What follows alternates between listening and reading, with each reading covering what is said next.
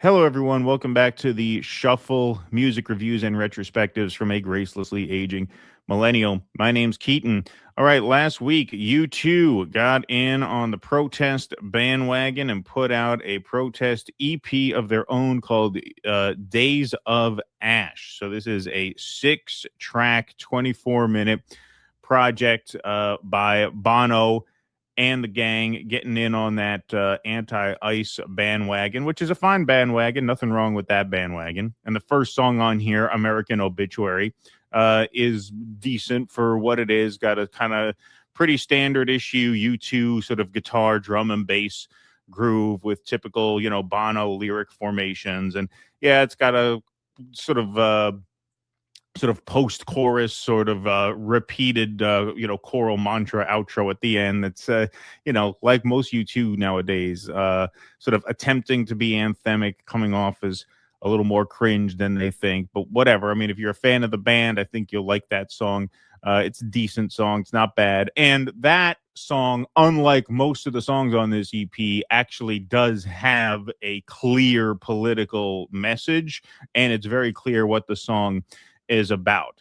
The other tracks on this, despite it being branded as a politically charged EP, are actually quite vague, and they exude the kind of fence-sitting and just general humanitarianism that Bono has become known for. He's a citizen of the world. He loves everybody, right? So finds a way to kind of be on all sides of every issue here, as we will dig into, to the extent that there's any real meaning to be discerned at all from most of these tracks. Now, when I review albums, I generally don't like to lean on other published material because I want the reviews to be my own.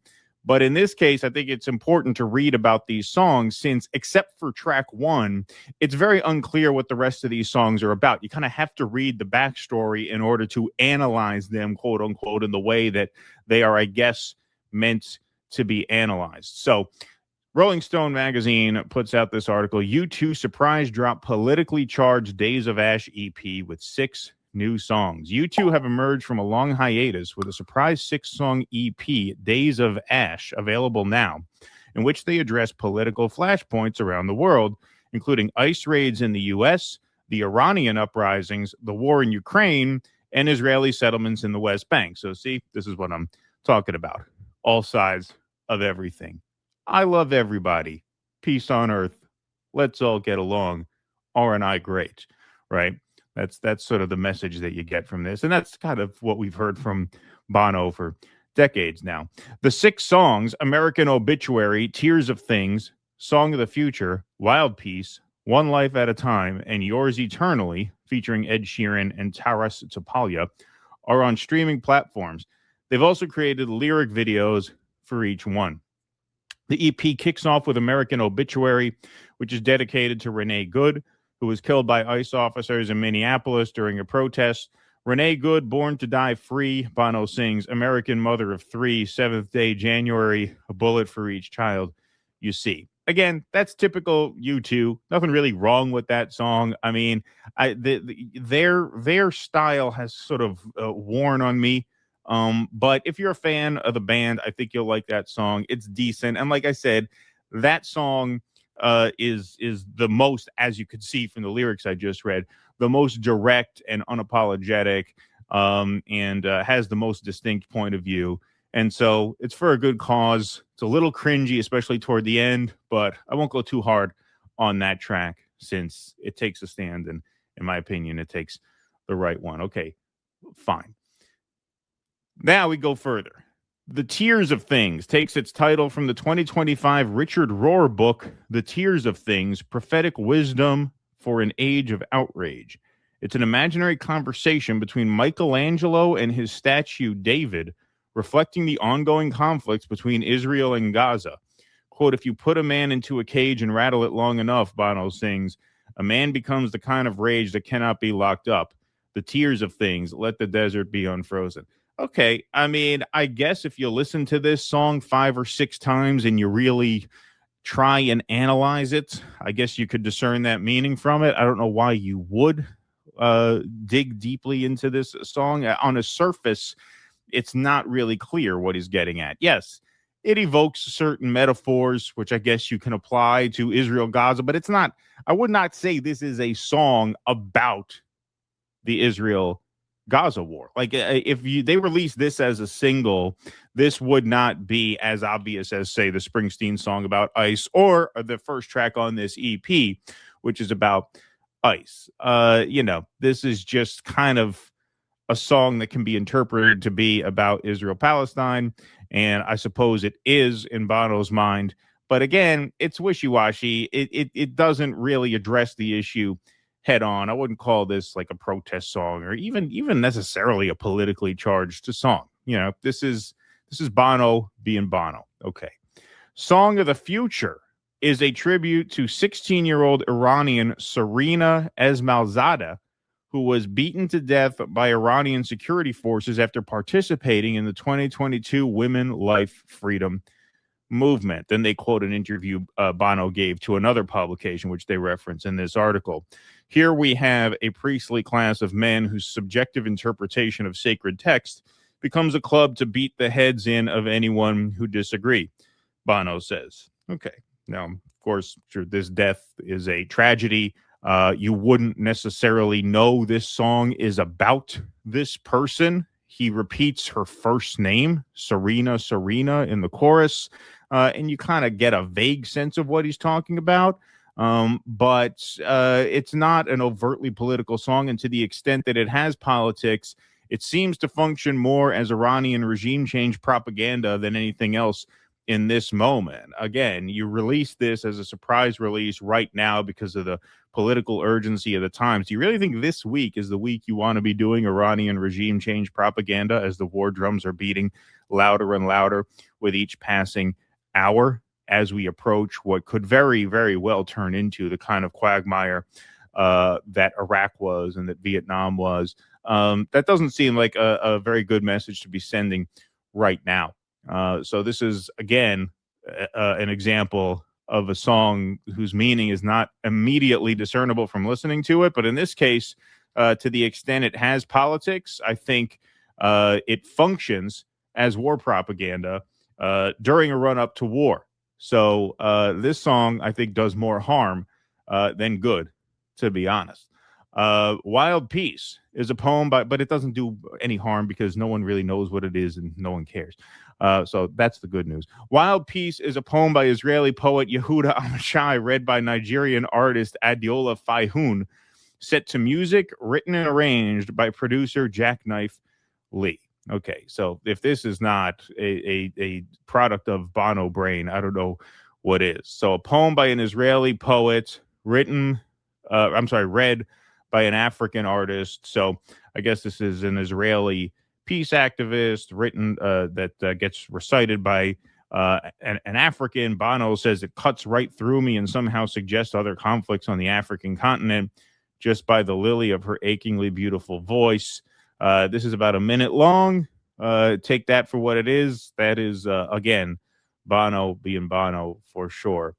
Okay, so now we have One Life at a Time, which was inspired by the 2025 Oscar-winning documentary No Other Land. They wrote it for Palestinian Auda Hathalin, a consultant on the film, who was killed in his West Bank village by an Israeli settler. The title of the song comes from a line that No Other Land filmmaker Basil Adra said at his funeral. One life at a time is kind of an existential suggestion, Bono says. We can change the world for the better or the worse, one life at a time. Okay, so this is an example where I'm obviously very sympathetic to the politics of the song, but the politics of the song really are not communicated in the song. You would have to know this backstory to know what he's talking about. It's funny because I listened to this in my Apple Music and I have the lyrics kind of scrolling with it along with the words of the song, Prince the lyrics. And at the very end of the song, according to the Apple Music lyrics, it mentions Auda Hathalin's name, 1994 to 2025, but he never says that in the song.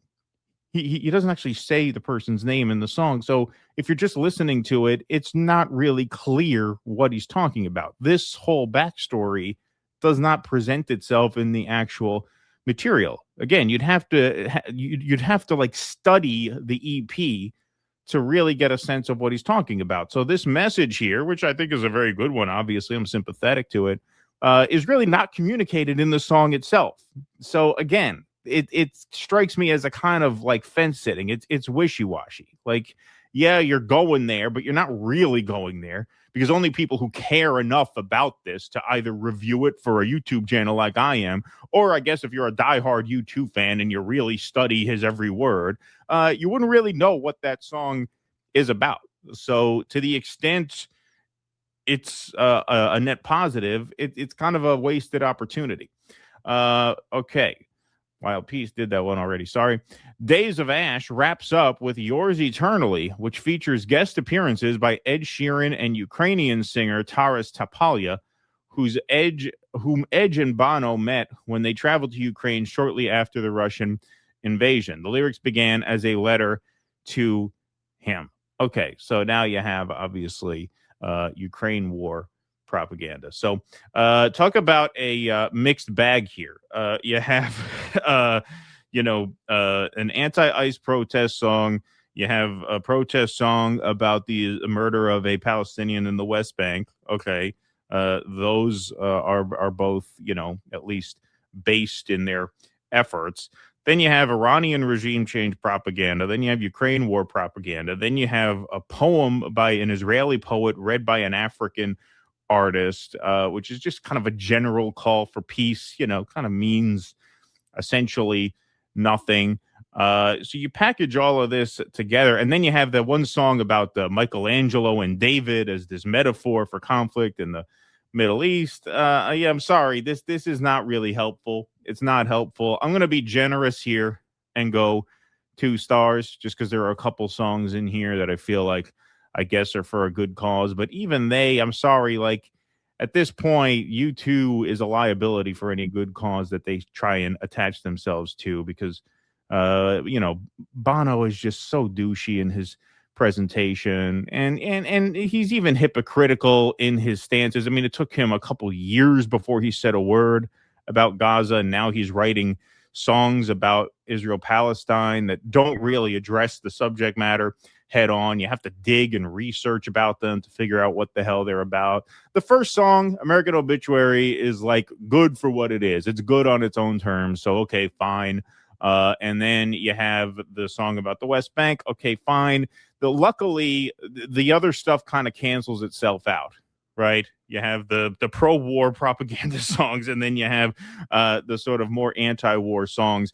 The reason why I say that's kind of a wash is because none of them really mean anything unless you like read about them. It's not like there are any sort of distinct political statements made on this except for the first one. So I probably should go 1.5 on this, to be honest, but I think like musically the first track is decent and the message is fine.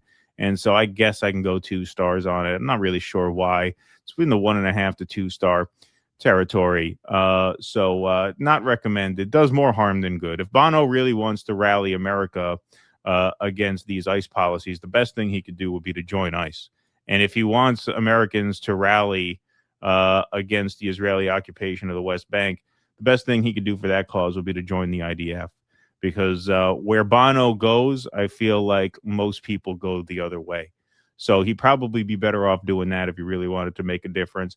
As this goes, mediocre at best, and that's being quite kind. But in the spirit of kindness, I'll go 2 stars on U2's Days of Ash EP.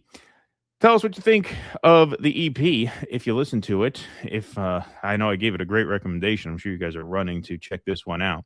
But if you did check it out and you liked it, troll me in the comments. If you're a U2 fan who stumbled on this video, as is possible, and you think I'm a giant douchebag, troll me in the comments. But either way, subscribe to the channel and give me some engagement. Thanks, everybody, for watching. We'll see you next time.